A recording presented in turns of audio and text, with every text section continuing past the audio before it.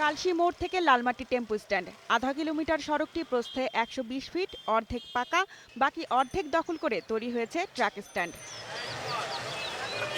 ছোট বড় pickup van ছাড়াও বড় কাভার্ড ভ্যান ও ট্রাক মিলিয়ে প্রায় ২০০রও বেশি পরিবহন ঠাঁই দাঁড়িয়ে থাকে এখানে। ফলে বন্ধ হয়ে গেছে রাস্তা লাগোয়া বাসাবাড়ির গেট ও দোকানপাট। এই অবস্থায় কালশী ইসলামিয়া উচ্চ বিদ্যালয়ের এই গেটটিও বন্ধ করে দিতে বাধ্য হয়েছে কর্তৃপক্ষ। সন্ধ্যার পরে সব সময় আড্ডা থাকে, গাঁজা খায়, জুয়া খেলে, ছোট ছোট পোলাপাইন ছেলের মতো বয়স, ওগুলাও চোখ গরম করে ইয়া করে। ধোয়ার গন্ধে টিকা যায় না, আবার অনেক সময় অনেক শব্দ করে, শব্দটি বাচ্চারা ঘুমায় থাকলে উঠে পড়ে।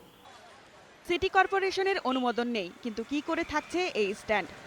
ট্রাক রাখার জন্য কত টাকা দিতে হয় মাসে কিংবা সপ্তাহে? মাসে 1100, মাসে 1100 টাকা দিতে হয়। কাকে টাকা দেন? ঠিক আছে, নেতা আছে, কাকে? এটা নাম বলতে পারবো না।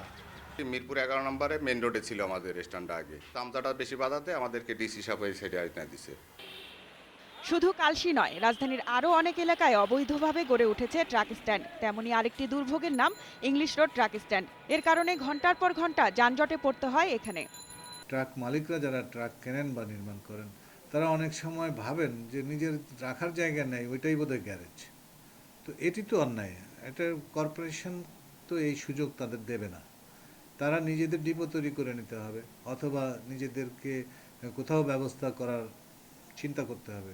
এখন এটি যদি এরকম হয়ে যায় যে বড় জায়গা থেকে সরিয়ে দিলাম, সারা শহরের বিভিন্ন ছোট জায়গা দখল করে ফেললাম, ছোট ছোট রাস্তার পাশে রাখলাম, এটি গ্রহণযোগ্য হবে না। কর্পোরেশন এটি অ্যালাউ করবে না। রাজধানীর কুড়িল ফ্লাইওভারের নিচে এক পাশের রাস্তা দখল করেও আছে আরও একটি স্ট্যান্ড। রাজধানীতে স্থায়ী ট্রাক স্ট্যান্ডের সংখ্যা ৫ থেকে ৬টি। এর বাইরে যেগুলো আছে সেগুলো কোথাও না কোথাও কোনো না কোনো জায়গা দখল করে অবৈধভাবে। সদ্য ট্রাক স্ট্যান্ড থেকে মুক্ত হয়েছে তেজগাঁয়ের এই সড়কটি, যেটা নগরবাসীর কাছে খুব ভালো একটি উদাহরণ তৈরি হয়েছে।